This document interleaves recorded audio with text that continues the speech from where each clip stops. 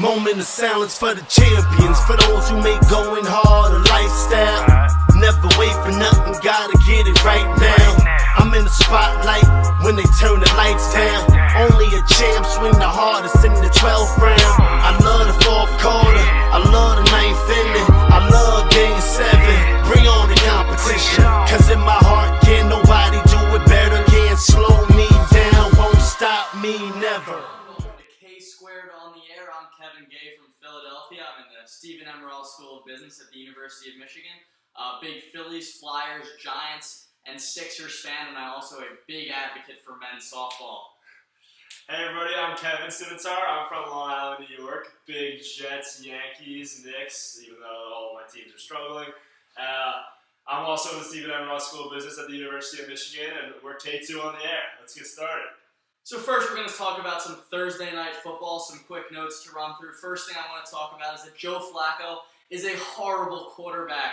Definitely not elite, probably not even in the top 10. His ball control skills last night were horrible. The fumble and the interception, just really bad. Also, secondly, the Ravens defense, not what it used to be. John Harbaugh's lost a little bit of talent there. His scheme's showing some problems. I mean, I want to talk about Le'Veon Bell. Guys on my fantasy team, member of the White Mamba. He is the number one back in the NFL. And everyone said don't take him number 1 overall. Please. D'Angelo Williams did a fine job for me the first 2 weeks. And now Le'Veon Bell's proving to everybody that he's the number 1 back in fantasy. Also, I know you're hating on Joe Flacco, but the guy did win the game. When he needed to, he came back, led the drive down the field to tie the game, put the game in overtime. Joe Flacco didn't win the game.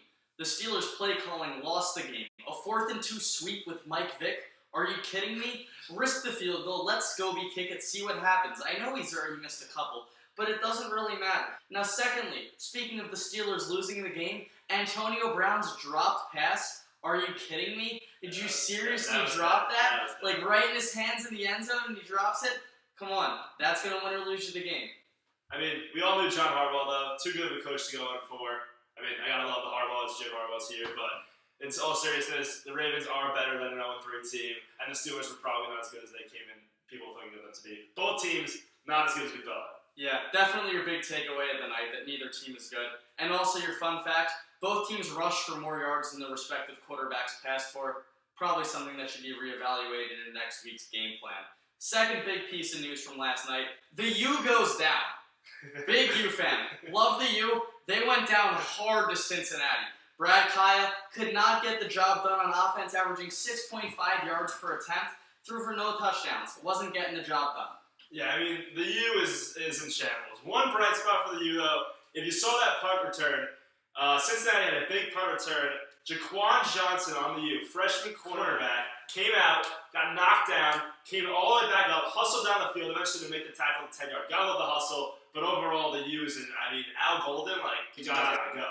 The U is in the heart of Miami. Florida is a recruiting hotspot, and they lose to a AC team in Cincinnati. When does the ACC powerhouse lose to an AAC mediocre team? That's a joke. Especially with Al Golden coming from Temple, who plays in the AAC. That's a really big mess up. You gotta win that for your conference. Now, the other thing I want to talk about from this game, Cincinnati quarterback Hayden Moore last week threw for a school record 557 yards against Memphis. This week didn't repeat that performance, but still threw for 279, 2-1. It's a kid to look out for. True freshman. He's gonna be talented. Moving on to baseball. Last night the Yankees were the first AL team to reach 10,000 wins in history. Congrats to them, but I don't think they're going to make it through the playoffs. Frankly, I don't even think they're going to make it through the wild card, so it's not really a big deal. Big win for my Yankees. They have been struggling. Lost 3 in a row. Got swept by the Red Sox. The last place Red Sox, who are a joke this year. Also, though, CC Sabathia picks up the win. I know he hasn't been good this season. I know people like Kevin have been talking all about how CC's done. And yes, he's not the same pitcher he used to be, but you got to give him credit where credit is due. CC is still a bulldog. He's still a guy that you can trust with the ball on the mound in a big spot. Also, Carlos Beltran. This guy is old, but he can still hit. Hits a dinger last night. He's got 19 dingers this year, a 119 OPS plus, and since the month of April, we're at a horrible start. He has been tearing it up for the Yankees. He's a guy to look out for in the postseason. He's got veteran experience. I like where Carlos Beltran's playing right now. Speaking of the postseason, I want to move on to the AL West and wild card discussion for the American League, because this is going to be some critical game. This is going to be a critical game for the Yankees when they go against the Houston Astros. I have the Texas Rangers winning the AL West. Their magic number right now is 1. I don't see them blowing that series against the Angels, and especially with the Astros going against the mediocre Diamondbacks with Dallas Keuchel on the mound tonight, it's over. Yeah, I gotta agree with everything you said there. One thing I just want to point out: everyone thought the Rangers were a borderline 80-win team at the 75 to 80-win team at the trade deadline. What do? They go pick up Cole Hamels. Now, Cole Hamels has not been great for them. He's been good in September, but nothing special. But he clearly lit a fire in this team. Guys like Prince Fielder, Mitch Moreland, they're all responding to Cole Hamels. And what a job by the Rangers front office to bring a guy like that in. There again goes the New York fan dissing the Philadelphia Phillies. But, moving on. Breaking news a couple days ago. The second half average for Major League Baseball has gone up for the first time in 7 years. Is it young talent or juice? I got young talent. I mean, have we seen young talent like this, specifically hitters like this, in the last 10 years? I mean, you're talking about Trout, Harper, Lindor, Seager, Schwarber, Bryant, Peterson. These guys are all going to be studs for the next 10 years. It is exciting to finally see some bats make an impact in the big leagues because it has been too much of a pitcher's game for the last 10 years. I have to disagree. Have you seen Schwarber's biceps? The dude could be playing linebacker in the NFL. I mean, he might say at the end, he's just a big Midwestern guy, dude. It's 100% juice. It's the steroid era 2.0. Baseball's going out the window, and they still haven't let Pete Rose in the Hall of Fame. Moving on to our next segment. Cheeks or not cheeks? First, the Michael Vick sweep. 4th and 2. Oh, cheeks. You got Le'Veon Bell. Le'Veon Bell, the #1 running back in the NFL. And you went with a sweep to a guy who hasn't even been a productive player in the NFL in the last 10 years. You gotta be kidding me. Total cheeks move. I have to disagree about the last 10 years. Vic was definitely productive after that. But, love the play call on any down besides 4th with Le'Veon Bell at running back. It's a cheeks call. Second, John Jaso's hair. Oh, not cheeks. Gotta love some lettuce. Jaso, mediocre player, but phenomenal hair. Have to disagree. Absolute cheeks haircut. I don't think he's washed it in about 2 months. He needs to get on the phone with Troy Polamalu about Head and Shoulders right now. Lastly, seen last night at the Yankees game celebrating their win. In the section behind home plate, they were pouring expensive bottles of wine, and the busboy had a World Series ring on. Cheeks or not cheeks? Oh, not cheeks. First of all, Yankees classy organization, classy group of people. They serve classy wine, and they give their busboys, even anyone associated with the team, a World Series ring. That's a classy move from a first-class organization. I know you Phillies fans won't know about class, but that's how we do it in New York. I have to agree there that this is not cheeks. They poured wine, they gave out wine at the game, and he had a World Series ring on. There's no way you can fault him for this. Pretty flames. We'll go into break for a little bit. We'll be right back on K-Squared on the Air. Shaping up, then checking out on the prison bus. This is it, the apocalypse. Whoa, I'm waking up. I feel it in my bones. Enough to make my system blow. Welcome to the new age. Welcome back to K-Squared on the Air. The next thing we're going to be talking about is Golden State Warriors head coach Steve Kerr out indefinitely with back surgery. What are your thoughts? I am worried about the Golden State Warriors. I know they got Steph Curry. I know they got Klay Thompson. I know they got Andre Iguodala, and the deepest team potentially in the NBA. But don't forget what this team was 2 years ago. This was a mediocre team before Steve Kerr got there. He was the first rookie head coach to ever win an NBA championship, and this guy is a phenomenal coach. He means a lot to this team. And Luke Walton? Are we seriously going to trust Luke Walton? The guy shouldn't even be near the NBA. He wouldn't even be close to this job if it wasn't for his dad.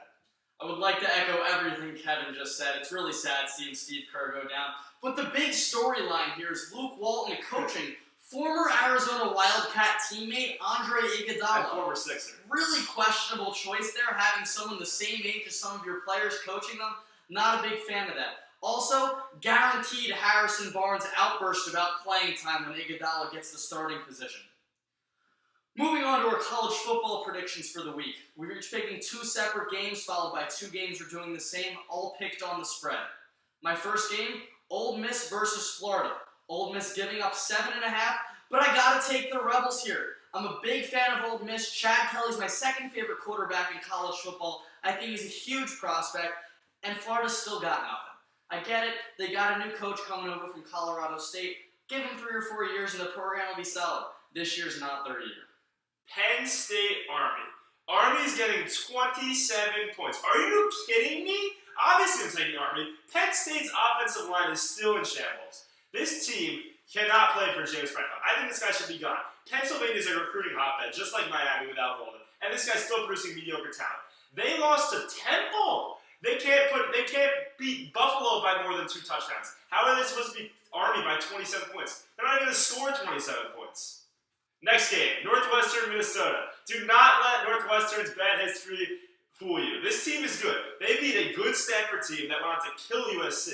They beat a Duke team on the road that went on to beat Georgia Tech, who was a ranked team. This Northwestern team is good. This Minnesota team is not. I know Minnesota won 9 games last year, but Jerry Kill even said it, their head coach. When your head coach is saying that you can't score points, you're not going to beat a ranked team, let alone the number 16 team in the country. Can't disagree. It's going to be some interesting Big Ten football this weekend. But Game 2, moving over to the Pac-12. Arizona State at UCLA. UCLA giving up 13 points at home. But I'm calling the upset here. Wow. Arizona State is going to beat UCLA, not only on the spread, but in the game. Rosen is going to be shut down, and the Arizona State offense is going to be rolling for the first time all year, like they were predicted to. Game 3, the University of Michigan Wolverines at the University of Maryland. Maryland getting 14.5. What do you got? I got Maryland in the spread. I think Michigan wins the game about 24-14. Obviously, I love my Wolverines, and I think they're going to win. I think this is a good Wolverines team, but I am not sold on Jake Rudock just yet. He's still working his way into the Harbaugh offense. He took advantage of a BYU defense that is not too good, and he's getting a lot of hype right now, but I'm still not sold on him. Also, Davion Smith banged up. I don't see this Wolverine offense being too explosive tomorrow. Talk about school spirit. I got the Michigan Wolverines going this week. Maryland got these really cool blacked out uniforms for their night game at Michigan, but the game got moved to 12. It's going to look ridiculous on television. Totally lost the home field advantage from the night game. Look for Ty Isaac, Michigan backup, running back to rush for 3 touchdowns. Jake Rudock's going to avoid the turnovers. I think this game is going to be an absolute blowout against the Maryland team that put up 6 against West Virginia. Now, Game 4, your game of the week. Notre Dame at Clemson. Notre Dame getting 2. I got Notre Dame. I know everyone's picking Clemson. I just don't buy the ACC at all this year. Clemson hasn't beaten anyone impressive. This Notre Dame team is good. Do not let Malik Zaire's injury fool you. This team is deep, they are good, and they are better than Clemson. You don't buy ACC football? I don't buy independent football. Look at the BYU game against Michigan from last week. They're not legit. Now, I really don't like Kaiser. I don't think he's a good quarterback, and I think Clemson's defense is really going to make him pay for that. I don't think you're going to see a productive offensive game from Notre Dame. Look for CB South running back Josh Adams to enter in the second half, but I don't think anything's going to happen. I also think my boy Watson for Clemson going to throw for 300 to 400 yards and 5 touchdowns. I think Clemson's going to run Notre Dame over in this game. Now for our next segment, my boy don't miss those. Okay. Nick Stauskas from 3 with the purple cabbage. Former Michigan legend, my boy don't miss those! Josh Scobie from 49. Oh, my boy missed all of that one. Josh Scobie, again, for redemption. And my boy missed that one again. And we'll be back right after this break.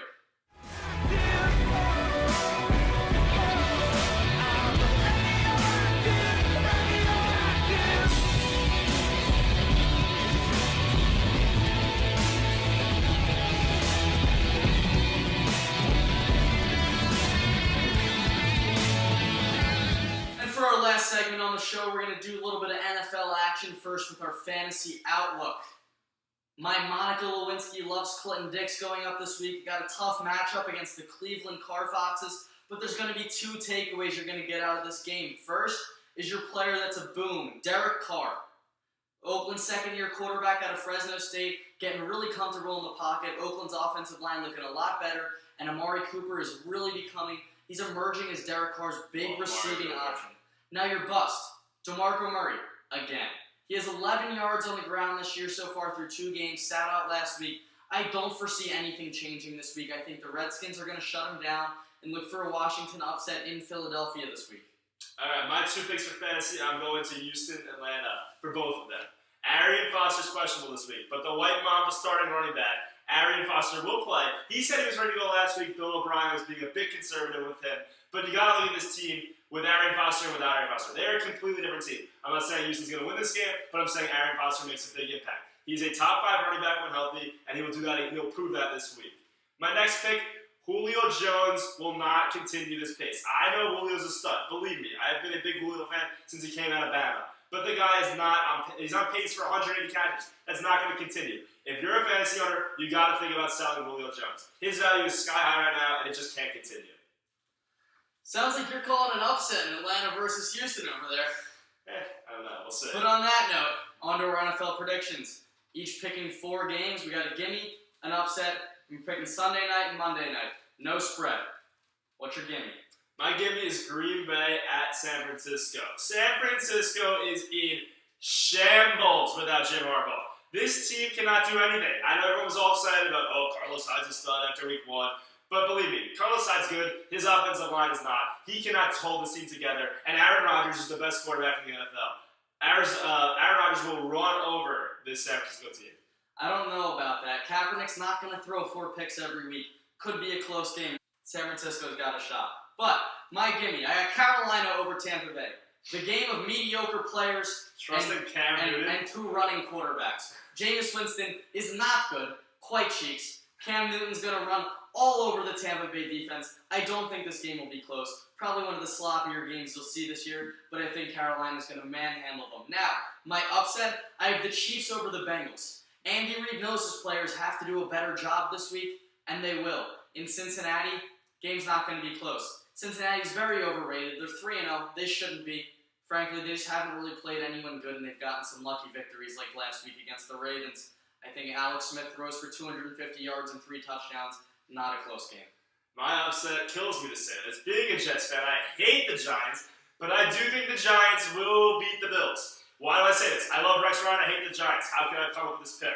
Well, a few reasons. 1, the Giants lost their first 2 games. They were up big. They should have won those games. They choked, but I think they should have won those games. Those were games they could have won, and they could be 3-0 right now. They came into their run against the Redskins last week. I know the Redskins aren't too good, but the Giants are getting things rolling. OBJ's a stud. Eli's a veteran quarterback. I don't think the Bills are as good as they're playing. Rex Ryan is all talk. His teams are always overrated. As much as I love Rex, his teams are always overrated. Tyrod Taylor is overrated. Sammy Watkins is out. Shady McCoy's out. This is going to be a Giants win.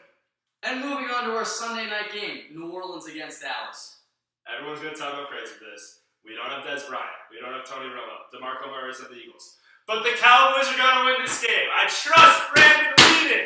I don't trust Drew Brees anymore. I had him in fantasy last year. The guy is a joke. Sean Payton, Drew Brees used to be the Belichick and Brady. Not anymore. This team is vastly overrated. This team is not good. And the Cowboys' offensive line is too good to lose to a bad Saints team on Sunday night.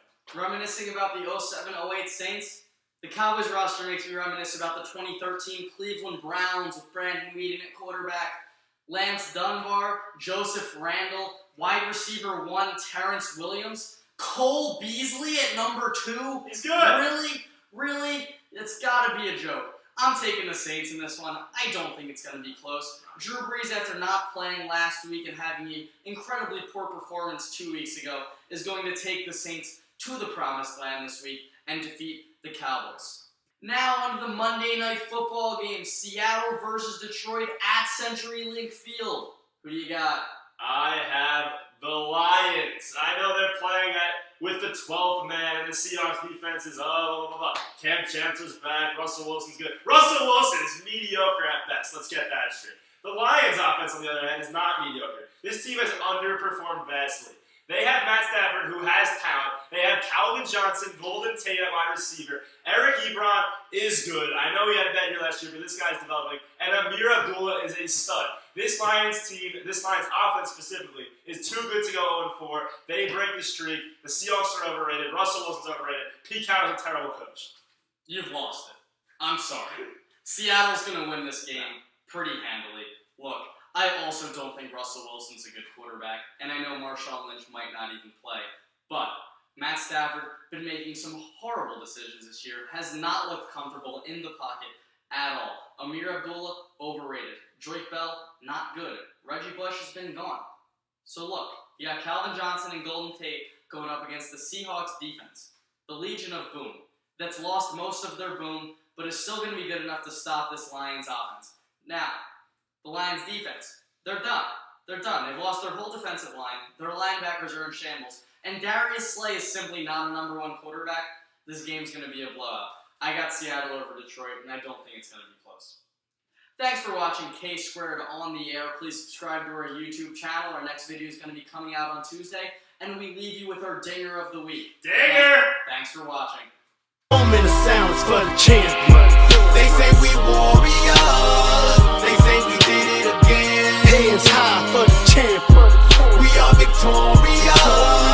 We only in it to win. Stand up for the champion. No surrender, no retreat. We take the battlefield over every time. Hey, clap your hands for the champion. We came, we saw, we conquered everything in sight. Moment of silence for the champion. Hey yo, hey yo, hey yo. That's the sound you hear from the crowd when we come through. They screaming. Hey yo, hey yo, hey yo. We run the town here, can't you tell when we come through? They screaming. Champions, we are champions. They screaming. Champions, we are champions. Can't nobody handle us. No, there ain't no competitors. No wonder why we are the champions.